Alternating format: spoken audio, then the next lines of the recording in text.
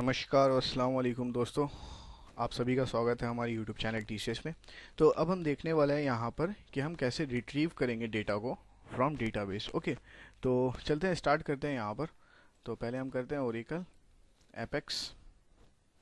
Okay, and then यहाँ पर अब हम साइन इन करते हैं। अब यहाँ पे जो वर्क स्पेस होगा हमारा शायद 10, ये वर्क स्पेस है हमारा। तो हम जाएंगे यहाँ पे एसक्यूएल वर्कशॉप पर हम जाते हैं एंड देन एसक्यूएल कमांड। अब यहाँ पर जो भी ये जो विंडो है, इस विंडो पर ही हम सारे काम अपने करेंगे। ओके, तो अभी मैं आपको बताने वाला हूँ सेलेक्ट स्टेटमेंट के बारे में। तो सेलेक्ट स्टेटमेंट को अगर आपको यूज़ करना है, सेलेक्ट स्टार फ्रॉम एम्प्लॉय, अगर मैं ये करता हूँ तो यहाँ पे मैं एक सेमी कॉलन दूंगा।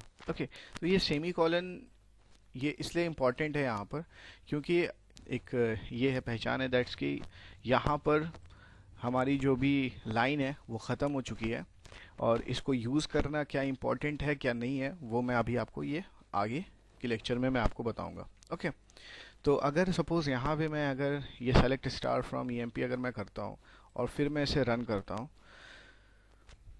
तो यहाँ पे देखो हमारी सारी आउटपुट हमारी आ चुकी है। ओके, तो अब यहाँ पे मैं क्या करता हूँ, यहाँ पर मैं 30 में कर देता हूँ और फिर से मैं इसे रन करता हूँ ताकि मैं सारी रोज़ को मैं देख सकूँ। तो यहाँ पे हमारे सारे रोज़ हमारे यहाँ पर शो हो रहे हैं। ओके, तो ये होता है हमारा क्या, सेलेक्ट स्टेटमेंट के बारे में। अब यहाँ पर सपोज़ अगर हम देखना चाहते हैं कि यहाँ पे कीवर्ड्स कितने कितने हैं, तो यहाँ पर अगर आप देखो तो सेलेक्ट एक क्या है, ये एक कीवर्ड है।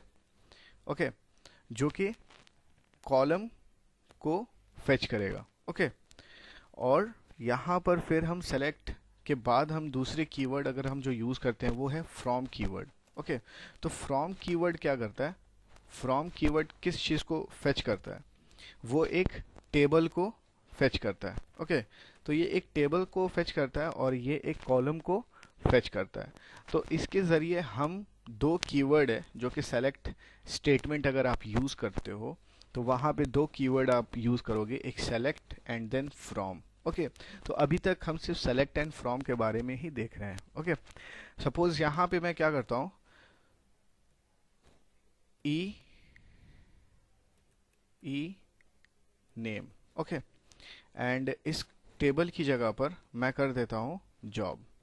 ओके, या ईएमपी टेबल। ओके, अब मैं इसे अगर रन करता हूँ तो यहाँ पर आप देखो तो यहाँ पे हमारी जितनी एम्प्लॉय नेम है, ई नेम है, वो हमें यहाँ पर शो हो रही है सारी चीज़, उसके अंदर क्या क्या है। तो इससे आपको पता चल गया होगा कि जो सेलेक्ट स्टेटमेंट है, सेलेक्ट स्टेटमेंट के साथ जो हम यूज़ करते हैं वो सिर्फ एक कॉलम को यूज़ करते हैं, वो कॉलम को फेच करता है, और जो फ्रॉम के साथ जो फ्रॉम कीवर्ड के साथ जो हम यूज़ करते हैं वो एक टेबल को फेच करता है। तो यहाँ पर सबसे पहला कौन चलेगा हमारा, ये फ्रॉम हमारा चलेगा, और उसके बाद से फिर सेलेक्ट स्टेटमेंट चलता है।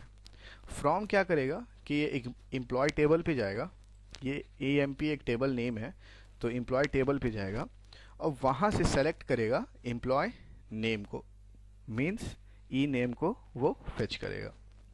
तो ऐसे करके हम डेटाबेस को समझ सकते हैं, उसकी क्वेरी को हम समझ सकते हैं। तो यहाँ पर क्या हो रहा है, यहाँ पर हम एक डेटाबेस को हम एक इंस्ट्रक्शन देते हैं कि हमें एम्प्लॉय नेम चाहिए एम्प्लॉय टेबल से। ओके, तो क्वेरी का काम यही होता है, और यहाँ पे हम जो ये कर रहे हैं ये एक क्वेरी ही हम फायर कर रहे हैं। क्वेरी हम डेटाबेस पे हम एक इंस्ट्रक्शन दे रहे हैं कि हमें ये सारी चीज़ हमें रिजल्ट चाहिए। ओके, तो मैं पिछले लेक्चर में क्वेरी के बारे में बताया था आपको कि क्वेरी सिर्फ एक क्वेश्चंस पूछता है डेटाबेस से कि क्या ये चीज़ डेटाबेस में है या नहीं है। सपोज़ यहाँ पे मैं क्या करता हूँ, यहाँ पे EMP1 में कर देता हूँ, तो अगर मैं इसे रन करूँगा तो यहाँ पे हमारी आउटपुट आप देखो तो ये क्या आ रही है, टेबल और view does not exist. Okay, तो ये कहता है टेबल और व्यू एग्जिस्ट नहीं करता। तो ऐसा क्यों कर रहा है, क्योंकि हमने जो डेटाबेस से जो क्वेश्चन जो क्यूरी फायर करा है, जो क्वेश्चन जो पूछा है, एम्प्लॉय वन टेबल है या नहीं है, तो डेटाबेस के अंदर आपको पता होगा कि यहाँ पर ईएमपी टेबल नहीं है, ईएमपी वन टेबल नहीं है, सॉरी, और सिर्फ ईएमपी टेबल है। ओके, तो ऐसा करके हम पता लगा सकते हैं कि इसमें कितने टेबल्स हैं और टेबल्स के अंदर कितने हमारे रोज और कॉलम्स हैं। ओके, अब हम यहाँ पे क्या करते हैं, यहाँ पर हम जाते हैं और फिर यहाँ पे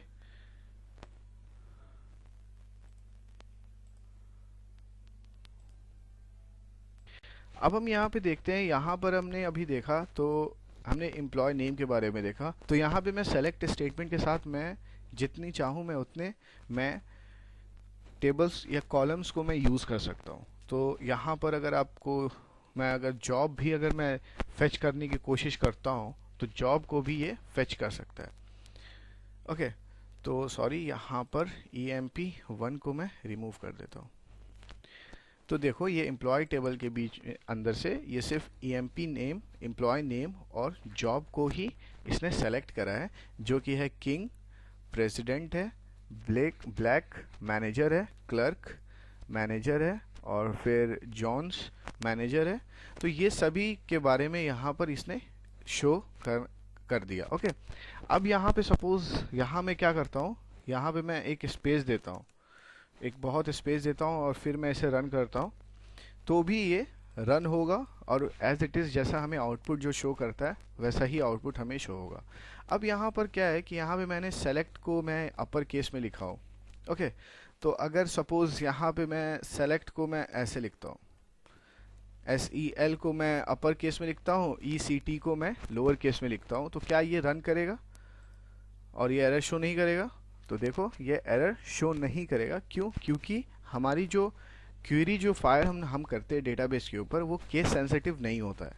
ओके, तो केस सेंसिटिव नहीं होने की वजह से यहाँ पर आप जैसे लिखना चाहते हो, आपको जिस वे में लिखना है वो आप लिखो, बस स्पेलिंग मिस्टेक नहीं होनी चाहिए। स्पेलिंग मिस्टेक होगी तो वो फेच नहीं कर पाएगा। अगर स्पेलिंग मिस्टेक नहीं है तो वो ऑब्वियस है कि वो सभी चीज़ को वो सही रिजल्ट शो करेगा। तो यहाँ पे मैं फ्रॉम को मैं लोअर केस में भी लिख सकता हूँ और फिर मैं अगर मैं इसे रन करा तो वो एज इट इज़ जैसा हमें आउटपुट यहाँ पे शो हो रहा है वही हमें हर बार शो होगा। अब सपोज यहाँ पर मैं क्या करता हूँ, यहाँ पर मैं एक और सेलेक्ट स्टेटमेंट मैं यूज़ करता हूँ, सेलेक्ट स्टार। अब यहाँ पे मैं क्या करता हूँ, स्टार को यूज़ करता हूँ। तो स्टार का काम क्या होता है?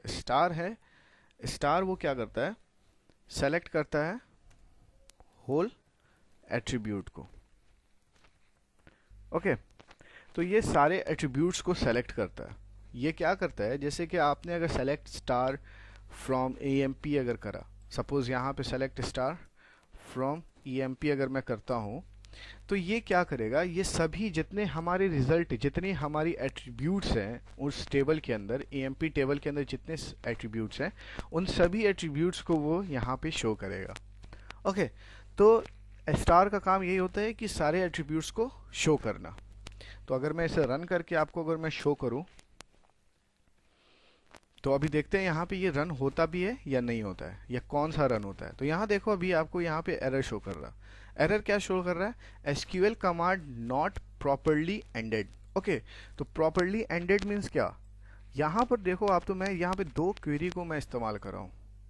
तो यहाँ पर आप दो क्वेरी को आप इस विंडोज़ पर अगर आप दो क्वेरी को आप इस्तेमाल करते हो, अलग अलग क्वेरी को, तो यहाँ पर आपको इसे अंडरलाइन करना होगा, सेलेक्ट करना होगा सभी को, एक क्वेरी को, एंड देन उसे रन करना होगा।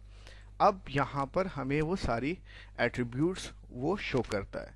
तो यहाँ देखो एम्प्लॉय टेबल के अंदर जितनी एट्रीब्यूट्स यहाँ पे थी और उसके अंदर जितने रोज हैं उन सभी के बारे में ये शो कर दिया, हमें रिजल्ट हमें प्रोवाइड कर दिया। ओके, तो ऐसे करके हम स्टार को हम यूज़ कर सकते हैं। तो आपको इतना पता चल चुका होगा कि सेलेक्ट स्टेटमेंट के साथ अगर हम कुछ भी यूज़ करते हैं तो यहाँ पर हम दो अगर सेलेक्ट स्टेटमेंट अगर हम यूज़ कर रहे हैं तो यहाँ पर हमें एक सेलेक्ट स्टेटमेंट को अंडरलाइन करना होगा और उसे सेलेक्ट करना होगा, तभी जाकर वो रन होगा, अदरवाइज यहाँ पर वो एरर शो करेगा। और स्टार के बारे में भी आपको पता चल चुका होगा कि स्टार क्या काम करता है। ओके, तो अब नेक्स्ट लेक्चर में मैं वेयर क्लॉज को बताऊंगा कि वेयर क्लॉज को कैसे यूज़ करते हैं एपेक्स ओरेकल के अंदर। और वो सभी ये जितनी है ये एसक्यूएल क्वेरी जो भी है वो सेम ही होता है। आप वेदर आपने माइस्क्यूएल पढ़ा हो या ओरेकल अगर आप पढ़े हो अगर आप देख रहे हो तो इन सभी में ये सभी चीज़ सेम होती है। ओके, तो नेक्स्ट लेक्चर में मैं वेयर क्लॉज के बारे में बताऊंगा। तो आई होप आपको ये जितना भी मैं बताया वो सभी चीज़ आपकी क्लियर हो चुकी होगी। तो अगर आपको ये वीडियो सही लगी है और समझ में आई तो आप इसे लाइक करें, शेयर करें और सब्सक्राइब करें। और अगर आपको कहीं पर भी डाउट है तो आप उसे कमेंट सेक्शन में पूछें, मैं उसे कोशिश करूँगा उसे क्लियर करने की। Okay, bye.